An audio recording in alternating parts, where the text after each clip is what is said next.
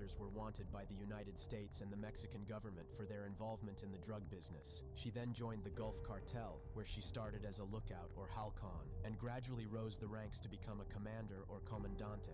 She was in charge of a group of hitmen or sicarios who carried out assassinations, kidnappings, extortions, and other crimes for the cartel. She was also known for her beauty and charisma, which earned her the nickname of La Guerra Loca, or the Crazy Blonde. La Guerra Loca was not only a leader, but also a killer. She was notorious for her brutality and sadism, especially when it came to dealing with the rivals of the Gulf Cartel, the Los Zetas. The Los Zetas were a paramilitary group that split from the Gulf Cartel in 2010 after a dispute over leadership and territory. The two groups engaged in a bloody war that claimed thousands of lives and terrorized the Mexican population. Be one of the most ruthless and fearless fighters in this war, and she participated in several massacres, torments, and executions of Zeta's members. She was also responsible for training other sicarios, especially women, in the art of killing. One of the most infamous acts of La Guerra Loca was captured on video and uploaded on the internet in 2011. The video showed her using a machete to remove the head of a man whose legs and hands were bound with duct tape. The man was allegedly a Zetas member who had been kidnapped by the Gulf Cartel. La Guerra Loca showed no mercy or emotion as she continued to remove his head, while the man encouraged her and praised her skills. The video ended with a message from the Gulf Cartel, warning the Los Zetas that they would suffer the same fate. That gruesome video was widely circulated on the internet and caused shock and horror among the viewers. It was also a propaganda tool for the Gulf Cartel, who wanted to show their strength and dominance over the Los Zetas. The video also revealed the role and the power of women in the Mexican drug cartels, who were not only victims but also perpetrators of violence. From then on, La Guerra Loca became a symbol of the female sicarias, who were willing to kill and die for their bosses and their cause. However, La Guerra Loca's reign of terror did not last long because, in July 2014, fate came knocking on her door as she was captured by the Los Zetas, along with 3 other women who were also members of the Gulf Cartel. They were held at gunpoint and had their heads removed by the Zetas, who filmed the execution and uploaded it on the internet as well. The video showed the women kneeling on the ground as a masked man interrogated them and accused them of working for the Gulf Cartel. The women admitted their affiliation and their crimes and begged for mercy, but the hitmen paid no attention to their pleas as they proceeded to remove their heads with a knife, one by one. La Guerra Loca was the last one to be killed, but she did not make a noise or move as the man removed her head and butchered her. The video ended with a message from the Los Zetas, claiming that they had avenged their fallen comrades and that they would continue to fight the Gulf Cartel. This gruesome video was also widely circulated on the internet and caused outrage and disgust among the viewers. It was also a propaganda tool for the Los Zetas, who wanted to show their revenge and superiority over the Gulf Cartel. That video also revealed the fate and the vulnerability of women in the Mexican drug cartels, who were not only killers but also targets of violence. La Guerra Loca became a symbol of the female sicarias, who lived and died by the sword. Do you think any of these women deserve what they got, and who among them do you think suffered the most at the hands of their killers? Please share your thoughts in the comments below, and if you enjoyed this video, please give it a thumbs up and subscribe to our channel for more content like this. Thank you for watching. Until next time, stay safe.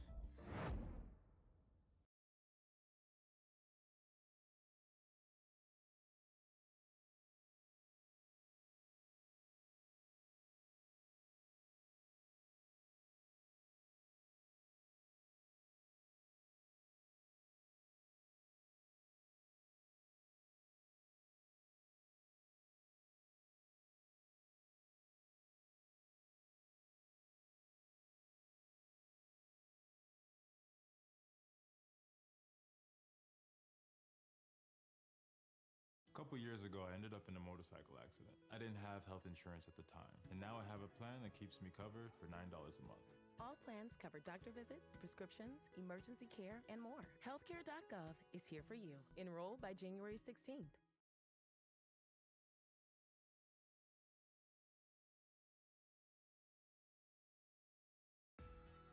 Do you want to launch your own Minecraft server for you and your friends? At ShockBite.com, for as little as $2.50 a month, you can order today and be up and running with a new multiplayer server in no time. Install plugins and mods, upload custom worlds, get support from our live chat team, and much more through our server control panel. We also offer dedicated IP addresses and locations around the world to make sure your players have the best connection. Find out more and order your Minecraft server today at ShockBite.com.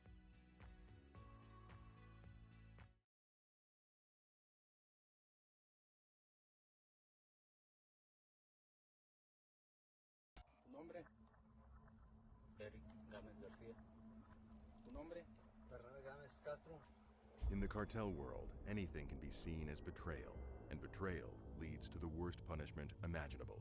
The story of Felix and Barnabas is truly tragic. They weren't ruthless kingpins, they weren't even rich, which is what the cartel promises you when they hire you. Me pagaron muy poco, no me pagaron mucho. La última vez que fui, me dieron 300 pesos. For a small mistake, the uncle and nephew suffered a fate worse than death, and it all got filmed and posted online for other people to know what's coming for them if they make the same mistake. Trigger warning, the following video contains very graphic descriptions.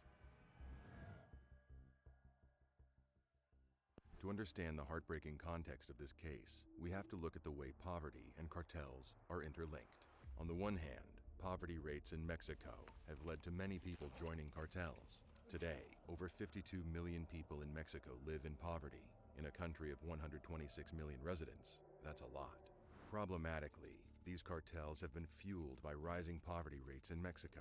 In many places, economic hardship has allowed cartels to thrive. They have used protection and basic necessities as powerful incentive to recruit historically poor populations. Also, vulnerability within many communities has allowed cartels to grow their influence through hollow gestures of aid. So first, cartels promise young people from vulnerable backgrounds money, respect, and security. Then they make a grand gesture, like donating some money to a local business. Cartels like to paint themselves as a source of income and a helper of the poor communities. Much like Pablo Escobar painted himself as Robin Hood in Colombia some decades ago. While he unalived people by the thousands and made billions every year, he built a football pitch and claimed he was the country's savior. I'm sure you can see the irony, but for so many people living in poverty and constant worry, gestures like this can be confusing. ¿Cuáles son sus nombres? Eric y Manuel. Eric y Manuel, ¿de dónde son originarios? De Reynosa, Tamaulipas. ¿Qué piensan hacer? Vamos a hacer del cartel del Golfo. El cartel del Golfo. ¿No quieres estudiar tú, joven? No, eso ya es para niños chiquitos. ¿No te importa el estudio? No, nada. It's sad to see children as young as these two, completely unaware of what happens once you join a cartel. ¿Cómo te llamas? Edgar, dime de Lugo. ¿Cuántos años tienes? 14. 14. ¿Dónde te tuvieron? ¿Dónde te agarraron? Ahí en el aeropuerto. ¿A los cuántos años empezaste a ejecutar? Los 11. ¿Tú eres el que sales en el video golpeando a un sujeto que está colgado en una casa? Sí. That's right. The promises are all lies. Instead, you're made to do unimaginable things to other people. That way, you're quickly desensitized and easily brainwashed into the perfect Sicario. And new cartel members are paid very little, just enough to survive. Now, back to the poverty discussion. On the one hand, poverty fuels cartels, while on the other hand, and here's where it gets ironic, cartels fuel poverty. There are lengthy academic studies on this issue. It's a really sad irony that only seems to work in the cartel's favor. As the killings increased, civilians and local businesses also became subjected to extortions and other thefts. We find that drug-related homicides increased the percentage of people living in food poverty by 3.1 percentage points. So no one benefits from cartels, except the kingpins at the top. Unfortunately, a lot of people still join cartels hoping to make quick money. This brings us to today's story. In the 2010s, Felix Gamez Garcia and Barnabas Gamez Castro were working for the notorious Sinaloa cartel. The Sinaloa cartel was led by Joaquin Guzman, aka El Chapo, but in 2016 he was arrested and extradited to the United States. He's now serving a life sentence without the possibility of parole at the ADX Florence, the state's highest security federal prison. In other words, he's not getting out, nor is he able to lead his cartel from behind bars. After his arrest, though, the Sinaloa cartel only grew in size and power, thanks to two parties. On one hand, El Chapo's 4 sons. They are known as Los Chapitos, the 4 most trusted sons of the world's most notorious drug kingpin. On the other hand, the mysterious Ismael Zambada, aka El Mayo, who is still eluding authorities. El Mayo has been by El Chapo's side since before the inception of the Sinaloa cartel, back when they were working in the Guadalajara cartel. Now there seems to be a fair amount of rivalry between El Mayo and Los Chapitos, with El Mayo keeping a super low profile, and Los Chapitos flaunting their wealth on social media. But in January 2023, Ovidio Guzman, one of the Chapitos, was arrested and served a life sentence. But no matter how many kingpins the authorities get behind bars, the Sinaloa cartel continues to be a huge money-making force that attracts thousands of people every year and unalives thousands of others. According to the United States intelligence community, over 100,000 people work for the Sinaloa cartel, and they're one of the most dangerous criminal organizations in the world and in history. Two of those working for the Sinaloa cartel around the time of El Chapo's arrest were Felix Gamez Garcia and his uncle, Barnabas Gamez Castro. One day, Sinaloa sicarios snatched them up and took them to a safe house. Sadly, we all know what these safe houses mean by now. The two men were subjected to brutal violence, stripped, and put against a wall in front of a camera. ¿Nombre? Eric Gámez García. ¿Tu nombre?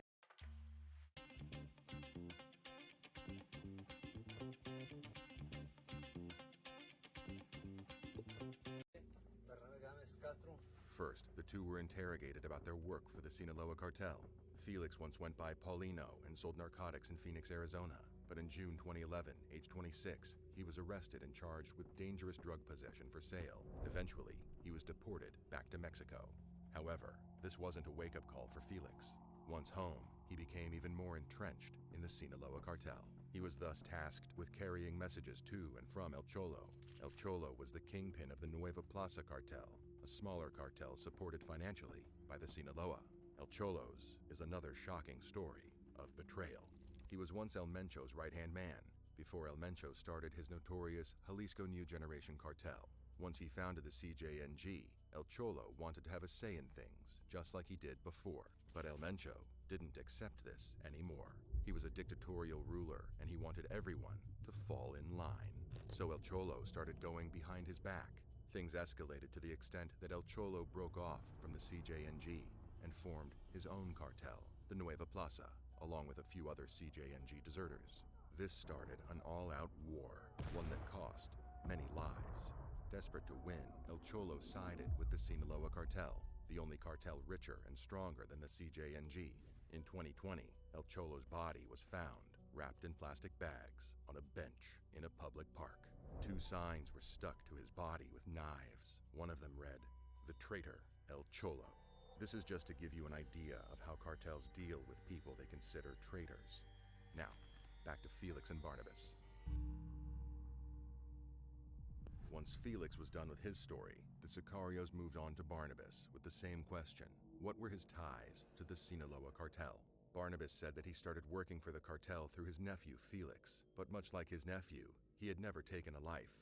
In fact, Barnabas had an even lower responsibility job compared to Felix. Barnabas said he was an errand boy for El Cholo. At the time of his capture, he was working on getting a 3/4-ton pickup truck released after it had been confiscated by law enforcement. In the past, he'd taken radios to a colonel the Sinaloa had on their payroll.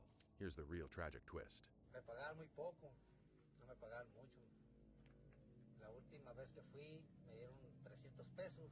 300 pesos is about $15, or 10 pounds. Barnabas risked his freedom, his life, and the lives of his family for $15 errands. Was he so financially stressed that he saw no other option but to work for the cartel? Or was he unaware of its danger when his nephew roped him in? Did Felix earn more and promise his uncle better wages? Or was Felix just as brainwashed by his bosses? After describing his job and his very low wages, Barnabas went on to say that he knows he shouldn't steal from the cartel. He also said that his and his nephew's lives were now completely worthless just because they chose to associate with the wrong kind of people. He clearly regretted his decision to join the cartel and wished his nephew had steered clear of the Sinaloa from the get-go. In other horrifying cartel videos, they punish rival cartel members. In this case, they were punishing their own men. According to the sicarios, Felix and Barnabas had stolen from the cartel. It's unknown if the allegations were true and how much they took, if they were true. Whichever the case, it's a very bad idea to steal from a cartel. These are the worst people, paranoid, violent, with no regard for human life or any life for that matter. Once Barnabas finished speaking, both men knew what was coming. When you're taken to an interrogation house and put in front of a camera, this is a death sentence. We cannot describe what happens next in this stomach-turning video. It's too graphic and traumatizing. But something that stands out is Felix and Barnabas's serene attitude. As soon as they finish their speeches, they just wait for their fate. It's wise to be non-confrontational in situations like this. Kicking and screaming might have earned them an even more severe punishment, even though it's hard to imagine something more brutal than this. The thugs used a chainsaw to take Barnabas's life in front of his nephew. His limp body fell on top of Felix as he tried not to watch. But for a brief second, he looked, and that was the last thing Felix saw. For Felix, the Sicarios switched the chainsaw for a machete. In their eyes, Felix deserved the harsher punishment, as he was more responsible for stealing. While Barnabas died in under 10 seconds, Felix passed away after an excruciating 2 minutes. Finally, the Sicarios showed their heads to the camera. Chilling as it may sound, this is a common practice among Mexican cartels. It's their way of threatening other cartels and potential traitors into submission and obedience. Somehow, knowing this happens more than once makes it even more terrifying. We tend to forget that humans can be worse, much worse, than any other kind of animal or fantasy monster. Before we move on with our video, I want to ask you not to go looking for this video or any others of this kind. A YouTuber commented on the consequences of watching something as graphic as this. I had a friend that watches these kinds of videos with real murders or accidents, and after a while, I noticed a big change in him. I believe it killed part of his soul, and he's super desensitized. The lesson to take from this: don't desensitize yourself with this kind of real-life violence. Satisfying our primal morbid curiosity is not worth harming our mental health. Authorities are working hard to stop cartels like the Sinaloa and the CJNG, but the brutal reality is that as long as there's money to be made from the narcotics trade, there will be people like El Chapo and El Mencho and everyone below them. Remember how poverty fuels cartels and cartels fuel poverty. It's interesting to note that Pablo Escobar, El Chapo, and El Mencho all started from impoverished backgrounds. Poverty and a burning desire to escape their condition led them into a violent world where they seemed exceptionally proficient. Few people thrive in the cartel environment, but those who do become increasingly evil. Then they recruit other people from similar backgrounds and train them into obedient, killing machines. They also prepare guisos. These are stews where you take a member of the family and you put them in a pig boiler and you put gasoline on them and then you set a match to them. In the cartel world, it truly seems evil has no limits. And according to The Guardian, in 2023, Mexican cartels are the 5th largest employers in the country. Authorities say the best way to reduce violence is to cut membership. But how do you convince someone to leave the cartel when they believe it's their only shot at getting rich? And can you even leave a cartel without earning yourself a death sentence? These people have usually seen videos like Felix and Barnabas. They probably won't be looking for trouble with their own cartel anytime soon. The number of homicides in Mexico more than tripled between 2007 and 2021, when the government reported 34,000 victims, or nearly 27 victims for every 100,000 inhabitants, making it one of the deadliest countries in Latin America. Here's another thing. The Sinaloa and the CJNG are Mexico's most powerful cartels today, but there are so many others. And if authorities would somehow manage to reduce one of the big ones to ashes, it would probably crumble into several smaller ones. On a national level, 2 organized crime groups, the Sinaloa Cartel and the Jalisco New Generation Cartel, battle for domination. But analysts have identified 198 armed groups in Mexico, many of which are subcontractors to bigger players, but also undertake local turf disputes. According to analysts, curbing cartel recruitment is difficult for another reason. It's hard to determine who works for a cartel. It can be very difficult to say who is a member of a cartel and who isn't. What about a politician who receives money, or someone who cooperates with the group just once? Trying to end recruitment and existing ties with cartels is a groundbreaking theory. If cartels cannot recruit, then they cannot replace their losses, then they cannot keep fighting each other. If the Mexican government is able to apply this, it might be the first real chance at ending giants like the Sinaloa and the CJNG, but it'll be a while before we're able to see the results. Let's just hope that one day, no one will have to suffer the fates like Felix and Barnabas. Thanks for watching. What are your thoughts on the Sinaloa cartel? Can this cartel ever be brought to its knees? Let me know in the comments section. And before you go, don't forget to give this video a like and subscribe for more. See you next time.